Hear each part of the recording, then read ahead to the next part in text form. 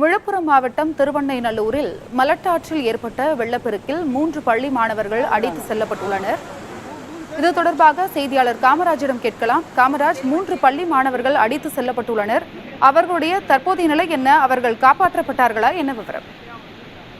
பெஞ்சல் புயல் காரணமாக விழுப்புரம் மாவட்டத்தில் அதிக அளவு கனமழை பெய்திருக்கக்கூடிய நிலையில விழுப்புரம் அருகே இருக்கக்கூடிய தென்மனை ஆற்றில் சாத்தனூர் அணையில் திறக்கப்பட்ட மழைநீர் வெள்ளத்தால் மலட்டாற்றிலும் வெள்ளப்பெருக்கு ஏற்பட்டிருக்கிறது. இந்நிலையில திருவண்ணாமலை அருகே இருக்கக்கூடிய தீயணைப்பு நிலையத்தில் அருகில் இருக்கக்கூடிய அந்த மரத்தின் மீது 3 மாணவர்கள் ஏறி அமர்ந்திருக்கிறார்கள். அதாவது அந்த மலட்டாற்றில் தண்ணீர் கம்மியாக போகும்போது மலட்டாட்டை கடந்து சென்றிருக்கிறார்கள். அதன் பிறகு இந்த மலட்டாட்டு பகுதிக்கு வரும்போது தண்ணீரானது அதிகப்படியாக சென்றதால் அவர்கள் அதனை கடந்து வர இடையாத ஒரு சூழல் ஏற்பட்டிருக்கு.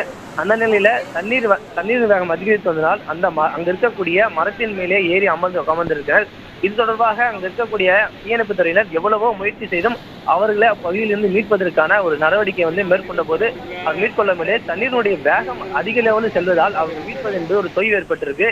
ஹெலிகாப்டர் மூலமாக அவர்களை மீட்பதற்கான நடவடிக்கை மேற்கொள்ள வேண்டும் அறிவுறுத்தப்பட்ட நிலையில் அதற்கான நடவடிக்கை மேற்கொண்டாலும் இதுவரை அந்த பகுதியில மீட்பதற்கான நடவடிக்கை மேற்கொள்ளவில்லை. அது இரவு பகுதியை கடந்துவிட்ட என்பதால் மாணவர்கள் அந்த மரத்தின் மேலே அமர்ந்திருக்கக்கூடிய ஒரு சூழல் தான் ஏற்பட்டிருக்கிறது. இந்த இரவை கடந்தாலும் அவர்களை மீட்பது என்பது ஒரு கடின சவாலாக இருக்கிறது. அவர்கள் மீட்பது என்பது ஒரு சவாலான ஒரு விஷயமாக இருப்பதால் அவர்கள் எப்பொழுது மீட்படுவார்கள் என்பது எல்லாருடைய எதிர்பார்ப்பாக இருக்கிறது. வெள்ளப்பெருக்கில் 3 பள்ளி மாணவர்கள் அடித்து செல்லப்பட்டுள்ளனர். அவர்கள் மரத்தின் மீது ஏறி தப்பிக்க முயற்சித்துள்ளனர். தற்பொழுது ஹெலிகாப்டர் மூலம் மீட்க நடவடிக்கை எடுக்கப்பட்டு வருகிறது. மீட்பு பணி தொடர்ந்து நடைபெற்று வருவதா சொன்னீங்க. உங்களுடைய தகவலுக்கு நன்றி காமராஜ்.